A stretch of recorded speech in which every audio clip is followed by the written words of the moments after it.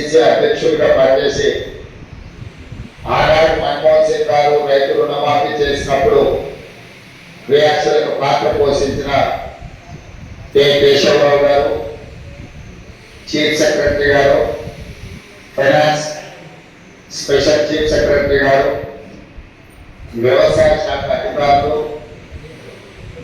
బ్యాంకులకు సంబంధించిన అధికారులు,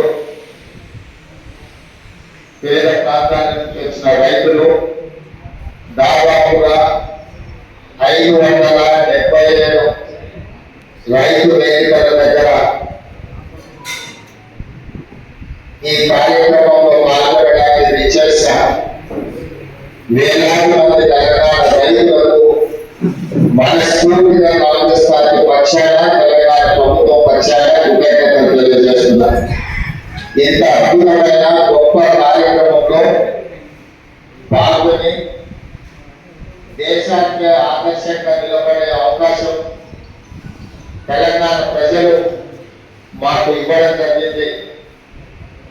మా అధికారులు, మా మంత్రివర్గ సహచరుల యొక్క సంపూర్ణ సహకారంతో ఇచ్చిన మాట నిలబెట్టుకునే విధంగా కాంగ్రెస్ పార్టీ మాట ఇస్తే అది శిలాశాసనం అని మరొకసారి రుజువైంది.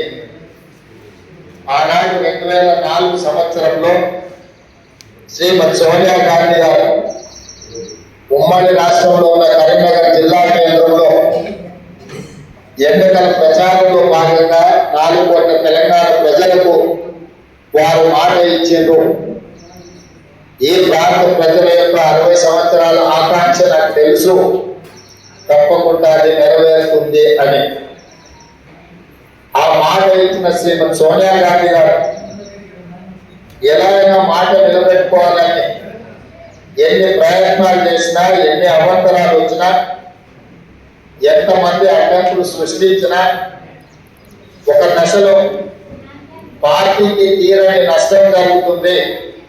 అత్యధిక పార్లమెంట్ స్థానాలు, అత్యధిక శాసనసభ స్థానాలు ఉన్న ఆంధ్రప్రదేశ్ లో పార్టీ మనుగడనే కష్టమవుతుందని చెప్పి అన్న వాస్తవంగా అది జరుగుతుందని అంచనా చేసి సోనియా గాంధీ గారు వచ్చిన వెనక్కి తిరిగి చూడకుండా మాట తప్పని మడమ తిప్పని నాయకురాలుగా 4 కోట్ల తెలంగాణ ప్రజల యొక్క ఆకాంక్ష నెరవేర్చి తెలంగాణ రాష్ట్రాన్ని ఏర్పాటు చేయడం జరిగింది.